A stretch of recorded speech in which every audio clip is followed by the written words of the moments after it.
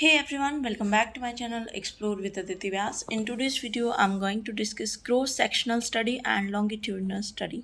बहुत छोटा सा ये टॉपिक है हमारा MES 015 का, बट काफ़ी इंपॉर्टेंट भी है. प्रीवियस ईयर में अगर आप चेक करेंगे तो पूछा भी गया है. ऑलराइट, सो इसी को हम डिस्कस करने वाले हैं. लॉन्गिट्यूडनल स्टडी की अगर मैं बात करूँ तो ये स्टडी जो है वो ऑब्जर्व करती है सेम सब्जेक्ट को या किसी भी सेम पार्टिसिपेंट को over a period of time, कि बहुत लंबे समय तक मैंने किसी एक पर्सन को या एक बुक को या एक सब्जेक्ट को लिया और उसी पे स्टडी की. ठीक है, तो अगर मैं लंबे टाइम तक एक ही पर्सन को स्टडी करूँगी तो वो हो सकता है एक हफ्ते में मैं उसको स्टडी कर दूँ या कई साल लग जाए मुझे. ठीक है, तो लॉन्गिट्यूडनल स्टडी कैसी है, बहुत ज़्यादा टाइम कंज्यूमिंग है.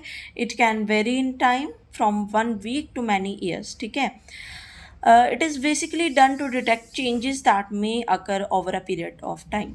कि मान लीजिए आप जो चेंजेस आ रहे हैं उन्हें ही मैं डिटेक्ट करूँगी. ठीक है, लॉन्गिट्यूडनल स्टडी में क्या होता है, मैंने एक पार्टिसिपेंट लिया, उस पर स्टडी कर रही हूँ, 20-30 साल हो गए हैं और क्या क्या चेंजेस उसमें आ रहे हैं उन सबको स्टडी कर रही हूँ. तो टाइम कंज्यूमिंग भी है और कहीं ना कहीं अच्छे एक्यूरेट रिजल्ट भी मिल सकते हैं. ठीक है, अब एग्जाम्पल की मैं बात करूँ तो observe online education in the year between 2019 to 2025 कि ऑनलाइन एजुकेशन में किस तरह से हमारी एजुकेशन सिस्टम को बदला है, क्या डिमांड रह रही है. कोई भी चीज़ इसमें ऑब्जर्व करने के लिए मुझे इतना टाइम देना पड़ेगा.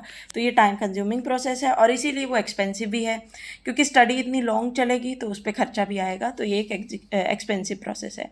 Now come to the cross sectional study. Cross sectional study की मैं बात करूँ तो ये स्टडी जो है वो डिफरेंट है. ठीक है, किससे, लॉन्गिट्यूडनल स्टडी से. और डिफरेंट है तो लॉन्गिट्यूडनल में हम सेम पर्सन या सेम सब्जेक्ट को पढ़ रहे थे, यहाँ पर हम डिफरेंट सब्जेक्ट या डिफरेंट पार्टिसिपेट को पढ़ेंगे और रिजल्ट आपको सेम टाइम पे मिल जाएंगे.